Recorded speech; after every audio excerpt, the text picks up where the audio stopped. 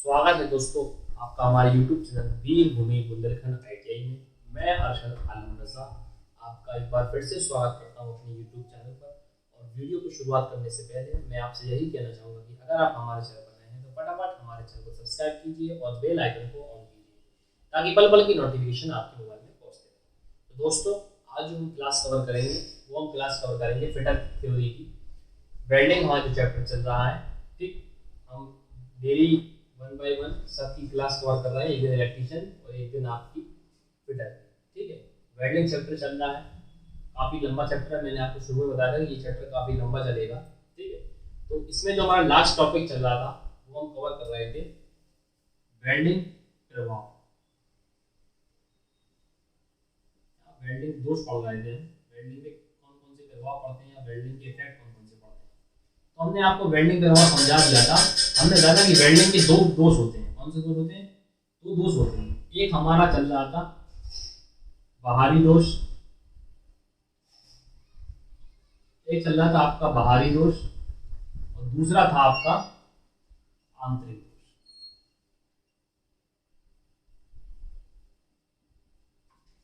एक बाहरी दोष और आंतरिक दोष चल रहे थे, जिसमें हमने आपको पहले आपको बताया था कि हम पहले कवर करेंगे बाहरी दोष। बाहरी दोष में हमने क्या क्या पढ़ लिया था? जैसे हमने क्या कहते हैं स्पैटर्स पढ़ा था। स्पैटर्स क्या होता है, किस प्रकार से उसको कम किया जाता है, बीड का ऊंचा नीचा होना और दरारें पड़ी थी। ये सब हम बाहरी दोष में पढ़ रहे थे, दरारें, स्पैटर्स और आपका बीड का ऊंचा नीचा होना, ठीक है। ये तीन दोष हमने पढ़ लिए थे, तो बाहरी दोष हमारे कंप्लीट नहीं हुए। अगला जो हमारा दोष है भारी दोष, मैंने आपको बताया था कि आपको इनकी लिस्ट याद रखना है कि कौन सा दोष वेल्डिंग का बाहरी है और कौन सा दोष आंतरिक है। खैर अभी हमने आंतरिक दोष नहीं पढ़ा है, अभी हम सिर्फ बाहरी दोष पढ़ रहे हैं और आज हम बाहरी दोष कवर करेंगे। तो आप उनकी लिस्ट याद रखिए क्योंकि एग्जाम में पूछ देता है कि निम्नलिखित में से कौन सा बाहरी दोष है, कौन सा आंतरिक दोष है। तो आपको लिस्ट में याद होना चाहिए कौन कौन से दोष बाहरी दोष में आते हैं और कौन कौन से दोष आंतरिक दोष में आते हैं, ठीक है। तो तीन दोष हमने कवर कर लिए थे। आज जो हमारा दोष है वो है क्रैटर्स, ठीक। इससे पहले हमने कहा था स्पैटर्स और आज पढ़ रहे हैं क्रैटर्स। क्रैटर्स क्या होता है? क्रैटर्स जो दोष होता है, ये जो होता है ये आपकी बीड के नीचे वाले भाग में, सबसे लास्ट वाले भाग में होता है। कहाँ होता है ये जो दोष होता है? बीड के अंत में होता है। कहाँ पे होता है? मैंने बीड आपको बताया था कि बीड क्या होती है। बीड आपकी होती है, जैसे मैंने कहा कि ये दो जॉइंट है, इनको आपको जोड़ना है तो इन पर एक बीड जाएगी, इसलिए जोड़ रही होगी। इस प्रकार का डिजाइन चल रहा होगा। ये जो डिजाइन होता है इसको हम बीड बोलते हैं। क्या बोलते हैं? बीड बोलते हैं वेल्डिंग लैंग्वेज में, ठीक है। तो इसको हम क्या बोलते हैं? बीड बोलते हैं। तो क्रैटर्स जो आपका होता है ये आपका वेल्डिंग के मतलब जो आपकी बीड होती है उसके अंत में होता है, ठीक है। क्योंकि उसके अंत में फिलर मेटल काफी कम होता है, यानी जो आपकी जो वेल्डिंग बीड है इधर आगे चल रहा है तो उसकी जो अंत में जो बीड यहाँ पे खत्म हो रही होगी वहां पर क्रैटर्स पड़ जाते हैं। क्यों? क्योंकि यहाँ पे जो फिलर मेटल भरते हैं, यानी जिससे हम वेल्डिंग कर रहे हैं, फिलर मेटल लिए रहते हैं, उसको हम इस बीड में यानी इसमें दो उसके द्वारा हम दो धातुओं को जोड़ते हैं फिलर मेटल के द्वारा। तो क्या होता है जो आपकी बीड होती है उसके नीचे फिलर मेटल काफी कम होता है, ठीक है। तो बीड की ठंडा हो जाने पर, जब बीड आपकी ठंडी हो जाती है तो उसकी गति और अधिक हो जाती है। यानी जब आपकी बीड ठंडी हो जाएगी वेल्डिंग के बाद तो उसकी गति अधिक हो जाती है, ठीक है। और इसलिए इसके मध्य भाग में दिशा में क्रैटर्स बन जाते हैं, ठीक है। तो क्रैटर्स कब बनते हैं? तो आप ये ध्यान रखिए, क्रैटर्स जो होता है ये बीड के अंतिम भाग में होता है। कौन से भाग में होता है?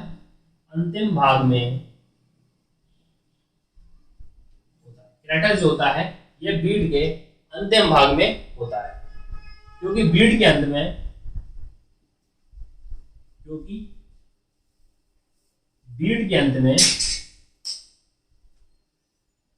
फिलर मेटल क्या होता है? फिलर मेटल वो होता है जिससे हम वेल्डिंग कर रहे होते हैं, जिससे हम दो वस्तुओं को आपस में जोड़ रहे होते हैं और बीच में हम देखा हो जब हम वेल्डिंग कर रहे होते हैं तो एक हम फिलर रॉड टाइप की एक तो रॉड लिए जिससे हम वेल्डिंग करते हैं, एक हम फिलर मेटल लिए होते हैं जो इसमें आग डालती है उसमें हम वेल्डिंग करते हैं, उसको हम बोलते हैं फिलर मेटल। जो फिलर मेटल होता है, ठीक है, क्योंकि बीड के अंत में फिलर मेटल की मात्रा काफी कम होती है, ठीक है। बीड के अंत में होगा, ये फिलर मेटल की मात्रा जो होती है वो काफी अंत होती है, कम होती है। और बीड जब ये बीड ठंडी हो जाती है, बीड के ठंडा होने पर, बीड के ठंडा होने पर जो गति है वो आपकी अधिक हो जाती है। कैसी हो जाती है? अधिक हो जाती है। ठीक, तो इसको हम क्या बोलते हैं? क्रेटर्स बोलते हैं। क्या बोलते हैं?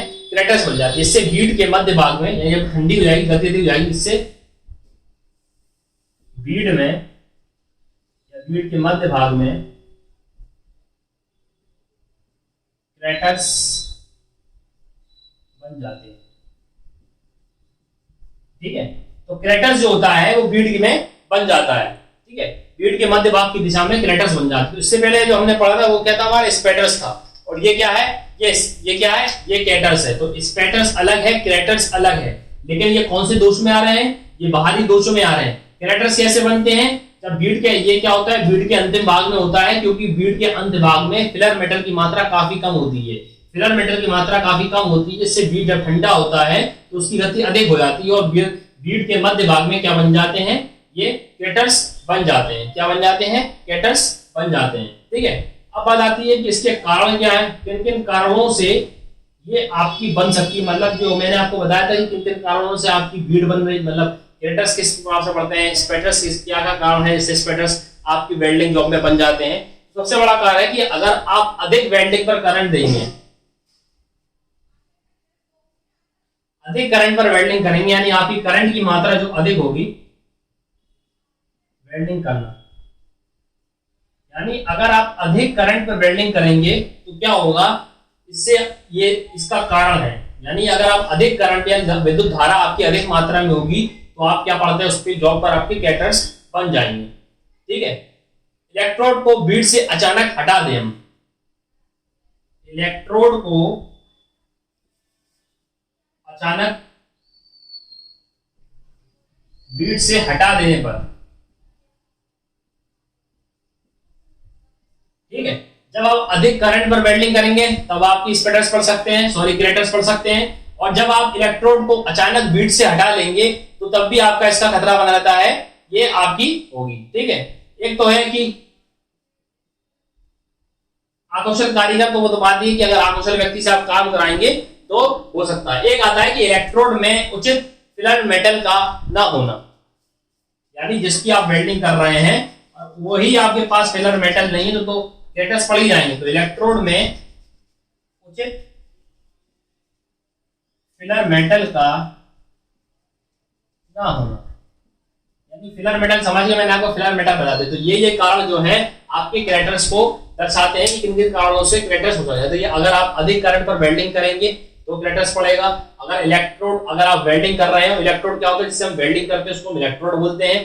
तो अगर आप वेल्डिंग कर रहे हो एकदम से इलेक्ट्रोड को आप वेल्डिंग बीड से हटा लेंगे, क्योंकि वेल्डिंग बीड से अगर आप इलेक्ट्रोड को हटा देंगे, अगर आप वेल्डिंग कर रहे हैं तो उस पे क्रेटर्स बन सकते हैं। या इलेक्ट्रोड में फिलर मेटल का उचित ना होना, यानी फिलर मेटल जो हो आपका उचित ना हो, यानी जिस वस्तु को जोड़ रहे हैं उसी का हम फिलर मेटल का यूज करते हैं। अगर वो अनुचित है यानी उसकी मात्रा का नहीं है तो तब भी आपका खतरा बना रहता है कि आपकी जॉब में क्रेटर्स पड़ सकते हैं। तो ये सब आपके काम में आते हैं, ये सब कारण जो है आपको क्रेटर्स को दर्शाते हैं।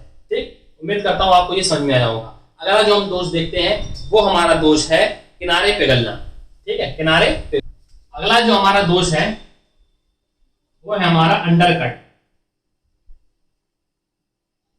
अंडरकट, ठीक, इसको हम बोल सकते हैं किनारे पिघलना भी कह सकते हैं हिंदी में।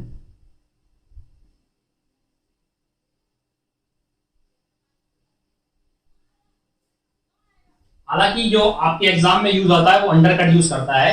अंडरकट कौन सा दोष है? भारी दोष है कि आंतरिक दोष है? ध्यान रखना, अंडरकट जो है ये भी आपका भारी दोष है। ठीक है, अब ये कैसे प्रकार होता है तो इसको हम समझते हैं। क्या होता है कि अगर हम दोषपूर्ण तरीके से वेल्डिंग करेंगे, यानी हम गलत तरीके से वेल्डिंग करेंगे, दोषपूर्ण तरीके से वेल्डिंग करेंगे तो जॉब अगर आपकी अधिक पिघल गई, ठीक है, जिस पर आप वेल्डिंग कर रहे हैं, जॉब शुरू कर रहे हैं, उसको आपने अधिक पिघला दिया तो क्या होता है कुछ स्थान पर खाली स्थान रह जाता है। यानी आप किसी जॉब पर वर्क कर रहे हैं, वेल्डिंग कर रहे हैं, वो अधिक गर्म हो गई या ज्यादा पिघल गई तो क्या होता है कुछ स्थान खाली रह जाता है। ठीक है, जो स्थान खाली रह जाता है तो उस स्थान पर आपकी फिलर धातु भी उसमें कम पहुंचती है, क्या पता पहुंच ही नहीं पाए। ठीक, तो जब आप उसको ज्यादा पिघला देंगे तो फिलर मेटल भी कम पहुंच रही है उस स्थान पर, तो जब फिलर मेटल ही नहीं पहुंचे तो वो कमजोर हो जाएगा। कमजोर हो जाएगा और वो स्थान खाली रह जाएगा। ठीक है, जब वो खाली रह जाता है तो उस ऐसे में एरिया के कारण वो क्या होता है, वो टूट सकता है, यानी किनारे उसको टूट सकते हैं क्योंकि इसमें फिलर मेटल ही नहीं पहुंचा अंदर भाग तक। तो इस दोष को हम क्या बोलते हैं, अंडरकट बोलते हैं। क्या बोलते हैं, अंडरकट बोलते हैं। तो अंडरकट हमको इसका हम यही कहेंगे कि अगर हम वेल्डिंग दोषपूर्ण तरीके से करेंगे, दोषपूर्ण तरीके से करेंगे तो क्या होता है कि आपकी जो धातु है वो अगर जॉब शुरू में अधिक पिघल जाए, धातु जो है वो आपकी अधिक पिघल जाए, तो क्या होता है उसमें कुछ स्थान खाली रह जाता है। ठीक है, खाली रह जाएगा तो उसमें जो स्थान खाली रह गया है उसमें फिलर मेटल भी नहीं पहुंच पाता। फिलर मेटल क्या होता है, जिससे हम वेल्डिंग कर रहे होते हैं। ठीक है, तो फिलर मेटल बहुत कम पहुंचता है, या क्या पता पहुंचे ही नहीं। तो जब वो फिलर मेटल पहुंचेगा नहीं तो वो एरिया जो है वो आपका कमजोर नहीं हो जाएगा, यानी पिघलेगा नहीं, तो किनारे नहीं पिघलेंगे। यानी इस एरिया में मान के चलो आप वेल्डिंग कर रहे हैं, ये आप वेल्डिंग कर रहे हैं, ठीक, आप इधर वेल्डिंग कर रहे हैं, इधर आपने बहुत कस के मतलब इतना गर्म कर दिया, ये इलाका थोड़ा पिघल गया, ठीक, और आपने वेल्डिंग कर दी, लेकिन ये खाली रह गया, इधर फिलर मेटल पहुंच ही नहीं पाया, इधर तो वेल्डिंग हो गई लेकिन इधर तक नहीं पहुंच पाया इसकी जॉइंटों में, बिल्कुल किनारों में।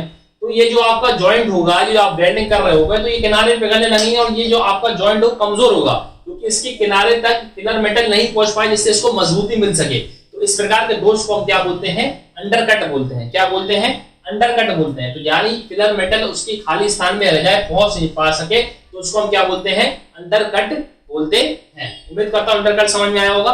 तो अंडरकट का यही है कि जब फिलर मेटल अंदर खाली तक नहीं पहुंच पाए, यानी जब धातु ज्यादा पिघल जाए या अधिक तापमान पर हो तो एक स्थान खाली रह जाता है। जो खाली स्थान रह जाता है वहां पर फिलर धातु नहीं पहुंच पाती है या बहुत कम मात्रा में पहुंचती है, तो उसके जो किनारे कमजोर हो जाते हैं, खाली रह जाते हैं, इस कारण वहां पे अंडरकट का दोष उत्पन्न हो जाता है। ठीक है, तो इसके ये वाले दोष को हम क्या बोलेंगे, अंडरकट धातु कहेंगे। ठीक, अब बात आती है कि अंडरकट जो होता है आपका, उसके कारण क्या होते हैं। तो उसके कारण बहुत जरूरी है, हालांकि इसका जो बारे में मैंने बताना था बता दिया। इसकी जो चीज इंपॉर्टेंट होती है मैं आपको वो नोट करके बताता हूँ, ताकि आपको वो आप नोट कर सके। मैं बार बार रिपीट करता हूँ तो आप उसको याद लिख लिया करिए। ठीक है, अगर विद्युत धारा का अधिक होना है, यानी अगर विद्युत धारा करंट का मान अधिक होगा तो अंडरकट का दोष उत्पन्न होगा। विद्युत धारा का अधिक होना क्या होगा, इसका प्रमुख कारण है। इसका कारण है कि अगर आप विद्युत धारा अधिक रखेंगे तो क्या होगा भैया, आपकी अंडरकट का दोष उत्पन्न होगा। आर्क बिलो का सही ज्ञान न होना, यानी आर्क बिलो जो आपकी आर्क होती है, जो बिलो पाइप से निकलती है, अगर आपको उसका सही ज्ञान नहीं है कि ये अधिक आर्क है कि कम ज्ञान है, तो आपको मालूम है तब भी ये अंडरकट को दे सकती है। तो आर्क बिलो का सही नहीं होना ये भी अंडरकट का एक प्रमुख कारण है। ठीक है, एक आता है आर्क लंबाई का अधिक होना, यानी जो आपकी चिंगारी होती है वेल्डिंग की, उसकी लंबाई अगर अधिक होगी तो वो भी अंडरकट को दोष उत्पन्न करती है। आर्क की लंबाई का अधिक होना, ठीक है, यदि आपके आर्क की लंबाई अधिक होगी तब भी आपका क्या होगा, अंडरकट हो सकता है। ठीक है, विद्युत धारा होगी। वेल्डिंग की गति अधिक होगी तब भी आपकी हो सकती है, यानी वेल्डिंग अगर आप तेज कर रहे हैं, बहुत तेज गति से कर रहे हैं, तो जल्दी धातु पिघल जाएगी। धातु पिघल जाएगी तो उसके अंदर तक फिलर मेटल पहुंच ही नहीं पाएगा। तो वेल्डिंग की गति अधिक तेज होना, वेल्डिंग की गति अधिक तेज होना। ठीक है, तो ये कुछ जो कारण मैं आपको बता रहा हूं, ये कारण अंडरकोट को दर्शाते हैं। इलेक्ट्रोड का मोटा होना, यानी इलेक्ट्रोड जो आपका होता है अधिक मोटा हो तो वो भी आपका अंडरकट को दर्शाता है। इलेक्ट्रोड का अधिक मोटा होना,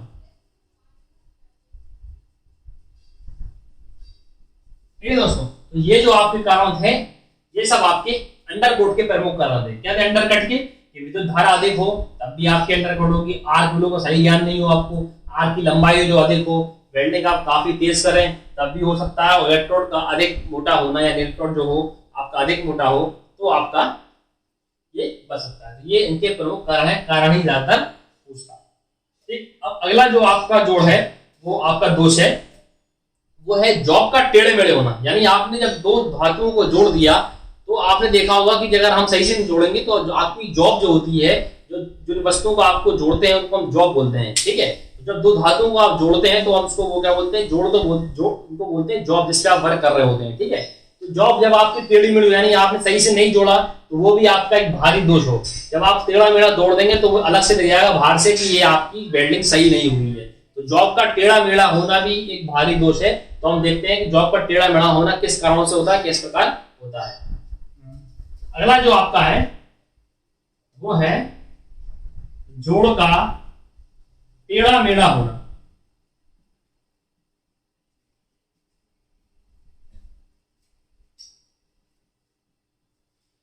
जोड़ का टेढ़ा मेढ़ा होना, ये जो होता है ये आपका बहुत बड़ा दोष है।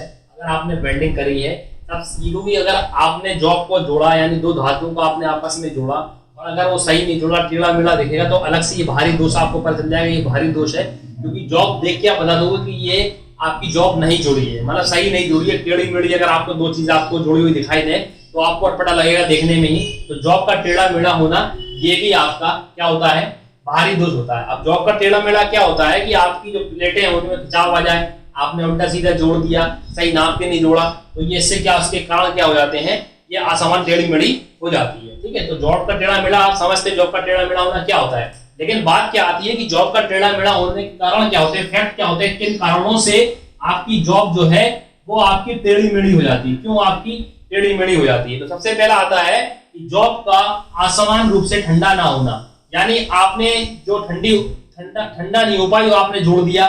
मैंने कहा था कि वेल्डिंग जब भी आप करोगे तो उसको थोड़ी देर ठंडा होने के लिए रखिए। अगर आपने ठंडा होने नहीं दिया, उस पर वर्क कर दिया, हिला दिया या उसको टच कर दिया ना, उस पर वर्क कर दिया ठंडा होने से पहले, तो वो खिंच जाती है, जिससे वो जॉब ठंडी हो जाती है, मतलब सॉरी आपकी टेढ़ी हो जाती है। तो क्या होगा कि जॉब जोड़ का असमान रूप से असमान रूप से ठंडा होना। असमान रूप से ठंडा होने का मतलब ये है कि वो जॉब सही से ठंडी नहीं हो पाई और आपने उससे वर्क करने लगे तो उसमें क्या खिंचाव उत्पन्न हो जाता है। ठीक है, तो ये भी उसका क्या है, वेल्डिंग करने से पहले मार्किंग ना करना। मार्किंग करने से पहले, वेल्डिंग करने से पहले मार्किंग ना करना। मार्किंग ना करने का मतलब क्या है कि आप अगर वेल्डिंग कर रहे हैं, अब आपको मालूम है कि हमें ये जोड़ना है तो किस प्रकार कहां तक जोड़ना है, तो आप उस पर एक मार्क कर लोगे कि हमें इतना इतना पार्ट जो है आपको जोड़ना है। तो अगर आप उसकी मार्किंग नहीं करोगे, आप इस पर टिक नहीं लगाओगे, तब भी आपका कारण हो सकता है कि आपका ये जो जॉब है वो आपका टेढ़ा मेढ़ा हो सकता है। ठीक है, इसलिए आपको जॉब को करने से पहले वो आपको मार्किंग करना पड़ेगी। ठीक है, वेल्डिंग बीट को बीच से शुरू करना, ये बहुत इंपॉर्टेंट है। वेल्डिंग बीट को बीच से शुरू करना। अब बीच से शुरू करने का मतलब ये होता है कि अगर आप ये मान के चलिए ये आपका जॉब है, ठीक, अब आप वेल्डिंग कर रहे हैं तो आप क्या करोगे, एक सा हाथ चलाओगे, यानी बीट ऐसी होगी कि या तो आप इसको ऊपर से नीचे जोड़ोगे धीरे धीरे एक समान गति से, या तो ऊपर से नीचे जोड़ोगे। ठीक है, तो आपका जॉब सही रहेगा। या दूसरा क्या होगा कि आप उसको नीचे से चलाओ ऊपर तक जोड़ो तो सही रहेगा। लेकिन आप बीच से नहीं कर सकते कि आपने पहले क्या करा, पहले आपने बीच में जोड़ दिया, फिर आपने साइड में जोड़ दिया, फिर आपने नीचे जोड़ दिया, तो ऐसा नहीं चलेगा। अगर आप वेल्डिंग बीट लगा रहे हैं तो आप बीच में नहीं शुरू कर सकते, आपको या तो ऊपर से शुरू करिए यानी एक क्रम से शुरू करिए। यदि आप इसको जोड़ रहे हैं तो आप धीरे धीरे ऊपर से नीचे की ओर आए तो आपकी बीट आसानी से सही लग जाएगी और जॉब आपका बिल्कुल सही जुड़ेगा। लेकिन अगर आप बीच से यूज करोगे यानी कहीं से भी आपने बीट लगाना शुरुआत कर दी तो आपकी जॉब में टेढ़ापन आ जाएगा। ठीक है, टेढ़ा मेढ़ा हो जाएगा। ठीक है, तो ये भी एक बहुत बड़ा भारी दोष है बीट का, ये इंपॉर्टेंट होता है। ठीक है, बीट का कारण बहुत बड़ा इंपॉर्टेंट है, इसलिए ये कारण ज्यादा होता है। ठीक है, फिर आता है कि आपका कि अगर आप वेल्डिंग जोड़ का डिजाइन सही ना हो, यानी वेल्डिंग जोड़ का डिजाइन सही ना हो, आप सही से आपने डिजाइन किया नहीं, आपने वेल्डिंग कर दी, वेल्डिंग जोड़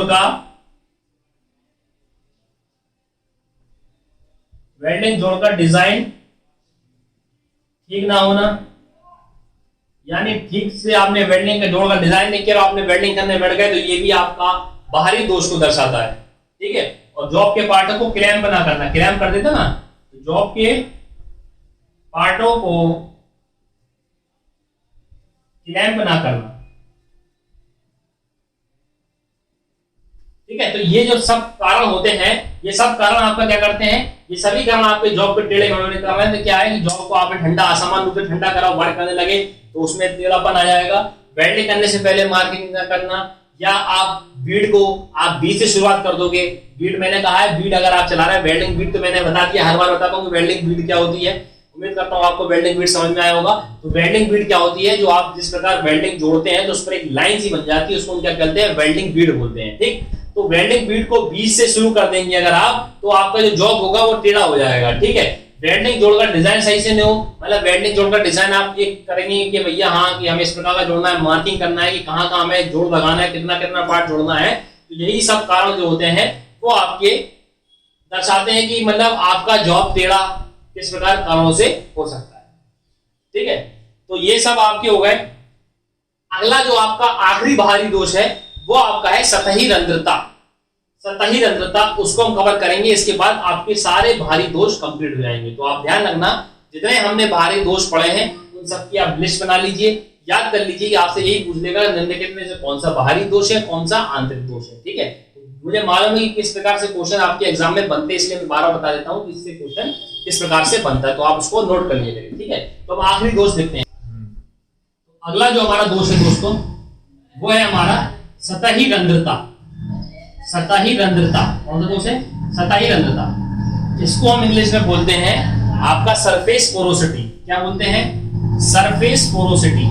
सरफेस पोरोसिटी, ठीक है। सरफेस पोरोसिटी जो होता है, क्या होता है? सतही रंध्रता। क्या करते हैं, जब आप कोई धातु को जोड़ते हैं, कोई वस्तु को जोड़ते हैं, तो उसमें क्या होता है, कुछ गैसें धातुओं में रह जाती है। यानी जब आप धातु को जोड़ेंगे तो उसमें कुछ गैसें निकलेंगी। ठीक है, तो कुछ गैसें जो होती हैं वो उसकी धातुओं में ही रह जाती हैं। ठीक है, जब धातुओं में रह जाती हैं तो जब धातु ठंडा हो जाता है, धातु जब ठोस अवस्था में आ जाता है, तो क्या होता है, धातु की घुलनशीलता कम होती है, तो ये गैसें क्या करती हैं, बाहर आने की कोशिश करती हैं। ठीक है, ये गैसें सोचती है कि हम बाहर निकल आए। तो क्या होता है, जब ये बाहर नहीं निकल पाती है, कोशिश करती है, तो क्या होता है, इनकी जब धातु जब जुड़ जाती है तो ऊपर की जो सतह होती है वो ठोस हो जाती है, सख्त हो जाती है। ठीक है, जब ये बाहर नहीं आ पाती तो उस पर एक क्या बना देती है, रंध्र बना देती है। क्या बनाती है? रंध्र बना देती है ऊपर सतह पर, जहां से यहाँ आने की कोशिश करती हैं। उसको हम क्या बोलते हैं? सतही रंध्रता बोलते हैं। क्या बोलते हैं? सतही रंध्रता बोलते हैं। हालांकि इसकी सतही रंध्रता का बनने का कारण पूछा जाता है, या आपसे ये पूछेगा कि पोरोसिटी, सरफेस पोरोसिटी वेल्डिंग का आंतरिक दोष है कि बाहरी दोष है। तो पोरोसिटी, स्पैटर्स, कैटर्स जो आप पढ़ रहे हैं, जो आपने पढ़े हैं, ये सब आपके भारी दोष हैं। ठीक है, तो सतही रंध्रता का गुण कैसे बनता है? सतही रंध्रता गुण क्या होता है कि जब आप किसी धातु को आपस में जोड़ते हैं, जब वो द्रव अवस्था में होती है, ठीक है, तो उसमें क्या होता है, जब पिघल जाता है, लेकिन उसमें क्या कुछ गैसें रहती हैं। ठीक है, तो गैसें क्या करती हैं, गैसें उसमें समाहित हो जाती है धातु में। जब धातु जब वेल्डिंग ठंडी होती है तो जुड़ जाती है, ठोस बन जाती है। तो धातु की घुलनशीलता के कारण क्या होती है, वो गैसें बाहर आने की कोशिश करती है कि हम बाहर निकल आए धातु से, लेकिन वो बाहर नहीं आ पाती क्योंकि उसका सरफेस एरिया जो हो जाता है वो सख्त हो जाता है, ठोस हो जाता है। ठीक है, जब सरफेस एरिया ठोस हो जाता है तो क्या होता है, उस पर रंध्र बना देती है, पोरोसिटी बना देती है। ठीक है, एक रंध्र का निर्माण कर देती है, तो उसको हम क्या बोलते हैं? सतही रंध्रता बोलते हैं। क्या बोलते हैं? सतही रंध्रता बोलते हैं। यानी जो गैसों का बाहर निकलने का प्रयास करती है, तो उस पर क्या करती है, ठोस का एक रंध्र बना देती है, तो उसको हम क्या बोलेंगे? सतही रंध्रता बोलते हैं। क्या बोलते हैं? सतही रंध्रता बोलते हैं, सरफेस पोरोसिटी कहते हैं। ठीक है, तो आप इसको या ऐसे भी कह सकते हैं कि जब धातुओं को पिघलाया जाता है, ठीक है, आप नोट कर लीजिए, जब धातु को पिघली अवस्था में गया था तो वो द्रव अवस्था में रहती है, लेकिन उसमें कुछ गैसें विद्यमान रहती है, तो वो क्या करती है, गैसें जब वायु मतलब जब धातु आपका ठंडा हो जाता है, ठंडा होने के बाद वो क्या करती है, गैसें बाहर निकलना चाहती है। जब वो गैस बाहर निकलना चाहते हैं, लेकिन वो बाहर नहीं निकल पाती क्योंकि आपके जो सरफेस एरिया है वो ठोस हो जाता है। अब ठोस हो जाएगा तो उसमें तो गैसें निकल नहीं पाएंगी, तो जब उससे गैस बाहर निकलती है तो उसके ऊपर क्या करती है, उसके ऊपर सरफेस बना देती है, रंध्र बना देती है। उसको हम क्या बोलते हैं? सतही रंध्रता बोलते हैं। क्या बोलते हैं? सतही रंध्रता बोलते हैं। अब बात आती है कि इनके कारण क्या क्या है। इनके कारण बहुत इंपॉर्टेंट है, इसलिए कारण आप याद रखिए। कारण जो होते हैं वो मैं आपको लिखवाता हूँ, कोई कारण से क्वेश्चन बन सकता है। ठीक है, जिनसे क्वेश्चन बन सकता है वो मैं आपको रिपीट कर देता हूँ। ठीक है, सबसे बड़ा कारण होता है कि वेल्ड मेटल का तापक्रम अधिक होना। यानी आपका जो वेल्ड मेटल है उसका तापक्रम अगर अधिक है तो ये क्या कहलाएगा, ये आपका सतही रंध्रता का एक प्रमुख कारण हो सकता है कि अगर आपका वेल्ड मेटल जो होगा अगर अधिक होगा तो होगा। ठीक है, अच्छे फ्लक्स का प्रयोग ना करना, यानी फ्लक्स का प्रयोग नहीं करोगे आप, फ्लक्स क्या सफाई करता है उसकी, अच्छे फ्लक्स का प्रयोग ना करना। ठीक है, फ्लक्स का आप अगर यूज नहीं करेंगे अच्छे, तब भी आपकी पोरोसिटी हो सकती है, सरफेस पोरोसिटी हो सकती है। ठीक है, आर्क वैल्यू का बढ़ जाना। ठीक है, कुछ पॉइंट तो ऐसे हैं कि सारे बाहरी दोष में एक ही बात ही आ रही है हर कारणों में। ठीक है, तो आपको दिख रहा हो कौन कौन सी बातें आ रही हैं। ठीक है, गीला इलेक्ट्रोड का प्रयोग करना, नमी इलेक्ट्रोड का प्रयोग करना, ठीक है। नमी वाले इलेक्ट्रोड का प्रयोग करोगे तब भी आपकी सतही रंध्रता उसमें आ सकती है। तो ये कारण जो मैं आपको बता रहा हूं, उचित फिलर रॉड का प्रयोग ना करना, यानी फिलर रॉड का प्रयोग ना करेंगे तब भी आपका उचित फिलर रॉड का प्रयोग ना करना, ठीक है। तो ये जो आपकी कारण है, ठीक है। इलेक्ट्रोड की कोटिंग, हाँ, इलेक्ट्रोड की कोटिंग क्या होती है, ये अच्छी बात है। इलेक्ट्रोड की कोटिंग क्या होती है, आपने देखा होगा कि इलेक्ट्रोड जो होता है वो आपका इस प्रकार का होता है, ठीक है। इलेक्ट्रोड जो होता है वो आपका इस प्रकार का होता है, उस पर आपके कोटिंग होती है, कुछ इस प्रकार की कोटिंग होती है, यानी उस पर कोई पदार्थ चढ़ा होता है, तो इसको हम क्या बोलते हैं, कोटिंग बोलते हैं, ठीक है। इस पदार्थ के ऊपर क्या होती है, उसके ऊपर कोटिंग चढ़ी होती है, तो इसको हम कोटिंग बोलते हैं, ठीक है। जब इसकी कोटिंग करते हैं, अगर उसकी कोटिंग ऊंची नीची हो तो ये भी सतही रंध्रता का एक प्रमुख उदाहरण है। इलेक्ट्रोड की कोटिंग